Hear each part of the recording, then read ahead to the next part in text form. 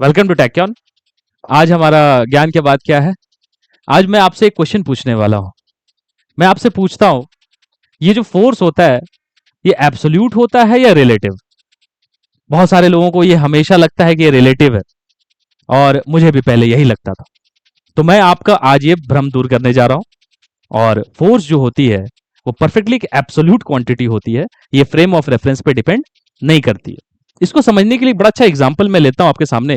वो एग्जाम्पल कुछ इस प्रकार से आप देखेंगे कि मान लो कोई एक लिफ्ट है, ये देखो लिफ्ट, ये लिफ्ट है। इस लिफ्ट पे एक आदमी ऐसे खड़ा है ना? ये आदमी खड़ा है। अब मुझे इसका वजन मेजर करना है, इसका वेट मेजर करना है। तो एक्चुअली में नीचे मैंने क्या लगा दिया? एक वेइंग मशीन। नीचे लगा दिया वेइंग मशीन। अब ये वेइंग मशीन जो है, ये वेइंग मशीन की रीडिंग आपको क्या लगता है डिपेंड करती है कि आप इस वेइंग को कहां से देखते हैं? That is the sense. क्या इस वेइंग मशीन की रीडिंग इस पे डिपेंड करेगी कि इस वेइंग मशीन को कहां से देखा जा रहा है?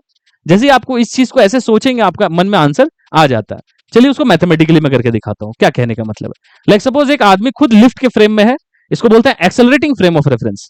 और एक आदमी है जो ग्राउंड फ्रेम में है ना? ग्राउंड फ्रेम में। तो एक मान लेते हैं हम लोग आदमी है वो ग्राउंड फ्रेम में है और एक एक्सेलरेटिंग फ्रेम ऑफ रेफरेंस में। तो चलो पहले कर लेते हैं ग्राउंड फ्रेम में। तो ग्राउंड फ्रेम से अगर मैं इसका फ्री बॉडी डायग्राम बनाऊं तो मुझे दिखेगा तो नॉर्मल ऊपर, mg नीचे, और एक्सेलरेट किधर कर रहा है? ऊपर ही तो कर रहा है।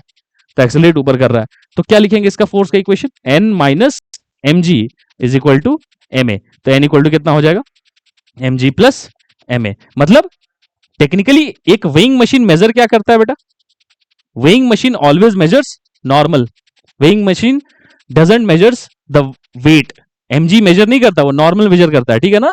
तो नॉर्मल कितना आया? mg plus m a. अब मान लो ए के फ्रेम में, ए कौन सा फ्रेम है? Accelerating frame of reference. Accelerating frame of reference को ही नॉन इनर्शियल फ्रेम बोलते हैं। तो देखो, अगर मैं इस फ्रेम से देखूं तो इस आदमी के फ्रेम में ये ब्लॉक जो है, ये आदमी जो है वो रेस्ट पे है। तो रेस्ट पे है तो इस पे नेट फोर्स 0 होना चाहिए। अब चलो देखते हैं। बट उस आदमी के फ्रेम से जब मैं फ्री बॉडी डायग्राम बनाता हूं तो मुझे एक यहां पे सूडो फोर्स मेजर करना पड़ता है in the opposite direction of the frame of reference. तो मुझे दिख रहा है नीचे आता है सूडो फोर्स एम ए। अब नेट फोर्स इस पे 0 करना है, मतलब upward force equal to downward force, and that is again the same normal जो वेइंग मशीन मेजर करेगा। मैं तो सिंपल भाषा में कहता हूं, मैथ्स तो आप पहले से भी जानते थे। हमेशा इसी तरीके से सोचना कि कोई वेइंग मशीन पे एक आदमी खड़ा है और वेइंग मशीन के साथ आदमी लिफ्ट के पे रखा हुआ है और वो लिफ्ट ए से एक्सलेट कर रही है। अब वो जो नॉर्मल वेइंग मशीन मेजर करेगा, क्या ये डिपेंड करता है कि आप उस वेइंग मशीन को कहां से देखते हैं? बिल्कुल नहीं है ना? ये तो लॉजिकल बात है। कहीं से भी देखें, फोर्स जो होती है कैलकुलेशन